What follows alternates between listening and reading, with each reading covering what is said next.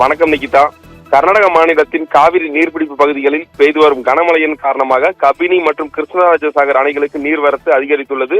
அணையின் பாதுகாப்பு கருதி உபர் நீர் திறக்கப்பட்டுள்ளதால் காவிரியில் வெள்ளப்பெருக்கு ஏற்பட்டுள்ளது. கடந்த ஜூன் மாதம் முதல் மேட்டூர் அணைக்கான நீர்வரத்து தொடர்ந்து அதிகரித்தது. மேட்டூர் அணையின் நீர்மட்டம் தற்பொழுது 120 அடியாக இருப்பதால் அணைக்கு வரும் நீர் முழுமையாக உபரி நீராக 16 கண் மதகு வழியாக வெளியேற்றப்பட்டு வருகிறது.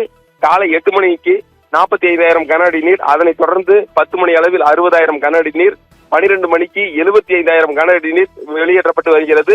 தற்பொழுது மேட்டூர் அணையிலிருந்து மாலை 6 மணி முதல் வினாடிக்கு 1 லட்சம் கன அடி நீர் வெளியேற்றப்படும் என நீர்வளத்துறை அதிகாரிகள் தெரிவித்துள்ளனர்.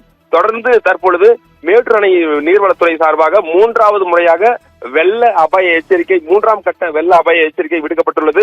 குறிப்பாக சேலம், ஈரோடு, நாமக்கல், கரூர், அரியலூர், திருச்சி, தஞ்சாவூர், திருவாரூர், மயிலாடுதுறை, நாகப்பட்டினம், கடலூர் மாவட்ட ஆட்சியர்களுக்கும் காவிரியில் கரையோரம் தாழ்வான வசிக்கும் மக்கள் அனைவரும் மேடான பகுதிகளுக்கு செல்ல அறிவுறுத்துமாறு நீர்வளத்துறை அதிகாரிகள் அறிவுறுத்தியுள்ளனர். இதே போல சேலம் மாவட்டத்தின் குறிப்பாக பூலாம்பட்டி உள்ளிட்ட பகுதிகளில் விசைப்படகு போக்குவரத்தும் அதிகரித்துள்ளது.